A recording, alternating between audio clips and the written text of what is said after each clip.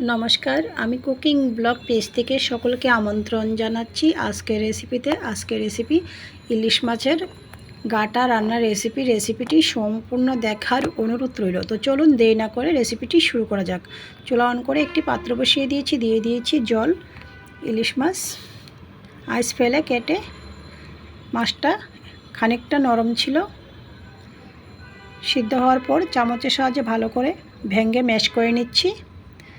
তো আপনারা যদি একদম ফ্রেশ তাজা মাছ দিয়ে করতে চান, সেক্ষেত্রে অল্প জলে মাছটা সিদ্ধ করে কাঁটাটা হাতে ছাড়িয়ে নেবেন। এরপর যে আমি মাছ চুলা থেকে নামিয়ে ছাঁকনির সাহায্যে ছেঁকে নিয়েছি, কাঁটাটা আলাদা করে নিয়েছি। পাত্রটি ক্লিন করে আবারও চুলায় বসিয়ে দিয়েছি সরিষা তেল, কুচানো পেঁয়াজ।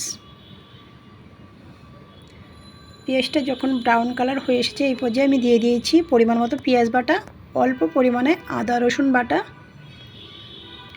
পরিমাণ মতো হলুদ গুঁড়া, স্বাদ মতো লঙ্কার গুঁড়া, ধনিয়ার গুঁড়া পরিমাণ মতো, অল্প পরিমাণে জিরার গুঁড়া। অল্প জলে মশলাটা কষিয়ে নেব। স্বাদ মতো লবণ দিয়েছি, নাড়াচাড়া করে মশলা কষিয়ে নিচ্ছি। স্বাদ মতো কাঁচা লঙ্কাও দিয়ে দিয়েছি। তো দেখতেই পাচ্ছেন আমি ছাঁকনির সাহায্যে মাছের কাঁটা সুন্দরভাবে ছাড়িয়ে নিয়েছি ছেঁকে।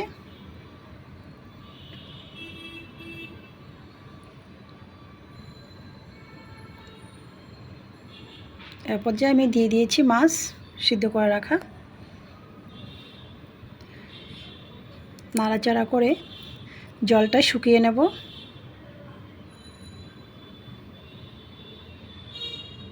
রান্নাটা প্রায় শেষ পর্যায়ে। এ পর্যায়ে আমি দিয়ে দিয়েছি ছাদ বাগানের ফ্রেশ লেবু পাতা।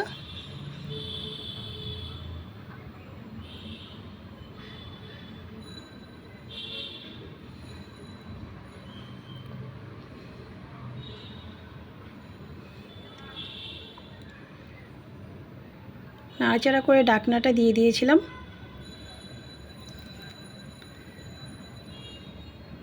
চুলার আঁচও বন্ধ করে দিয়েছি।